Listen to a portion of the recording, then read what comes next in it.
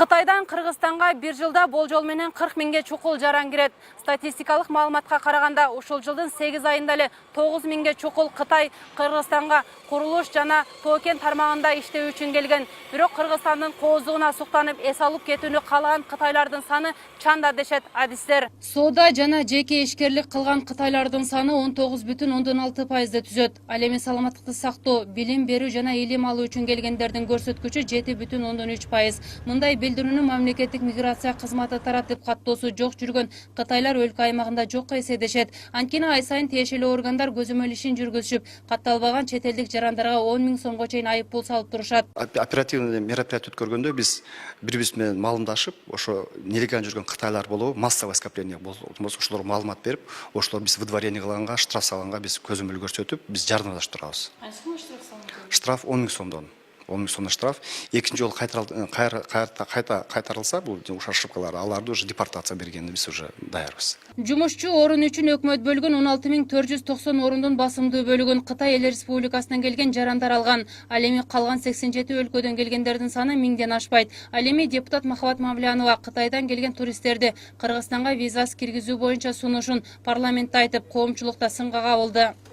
Миграция службасы жана ошондой эле улуттук коопсуздук ГКНБ мына суроо бергенде булар ошол бүт эле баарын бул жакта калып калчу жаран катары, чет элдик катары көрүшөт экен да, кылмышкер катары бул жакта калып калат деп.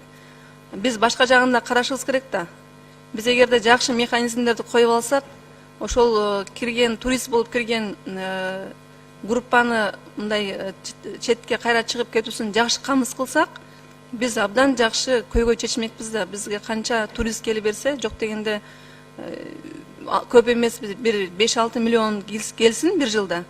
Биздин канча элибиз ошол тармакта иштеп, телөө тармагында иштеп, жумуш менен камсыз болот. Эл өкүлү дүйнө жүзүндө туристтердин 30%-ын кытайлар түзөрүн айтып, бул мүмкүнчүлүктү пайдаланып калуу керек деген пикирде. Көпчүлүк кытайлык туристтерди бул жакта түбөлүк жашап калчу кылмышкер катары карашууда. Бул албетте туура эмес. Аларга жакшы шарт түзүп, туризм тармагы аркылуу каражат тапса болот. Кытайлар эмнеге кызыгышат? Азыркы учурда көбүнчө оюн зоокко кызыгышат. Казино жана башка баягы мекемелерге барып, ошолордо ойноодо Кытай тараптар бүгүн азыркы учурда лидер. Экинчиси шопинг деп коебуз. Кытайлар абдан баягы сатып алууну жакшы көрүшөт. Ошондуктан чоң-чоң магазиндери бар, чоң-чоң бренд магазиндери бар жерлерди барып кыдырышып, ошол жерде сатып алгандарды абдан жакшы көрүшөт. Мисалы, Европа мамлекеттерине азыркы учурда абдан көп агым менен барышып атат. Агып кайра келгенде. Эми Кыргызстанга дагы азыркы учурда биринчисин келет. Кытай тараптан азыркы учурда Кыргызстанга туризмге абдан көп агым менен келген, турист агым азыркы учурда жок. Эгер кытайлык туристтерди Кыргызстан визасыз киргизүүнү баштаса, анда мыйзамсыз иш жүргүзгөн шылуун кытайлардын саны көбөйөт. Мындан улам депутат Мавлянованын сунушун коомчулук жана айрым талдоочулар колдоого албай жатышат. Анткени акчасы бар турист Кыргызстанга кызыкса, анда ал расмий жол менен кирип, ага виза алуу кыйынчылык жаратпайт дешет. Кеп визада эмес, кеп биз туристтерге лайыктуу пропаганда кылып, лайыктуу шарттар түзсөк, ал ошо виза алып эле келе берет. Баягы дүйнөнү кыдырам деген чыныгы турист кытайлар, акчалуу кытайлар, алар виза алып эле расмий жол менен келишет. Биякка жанагы виза жокко чыгарсак, шылуун кытайлар, эптеп Кыргызстанга калып калып, мыйзамсыз ошол жакта иш кылам деген кытайлардын агымы күчөйт.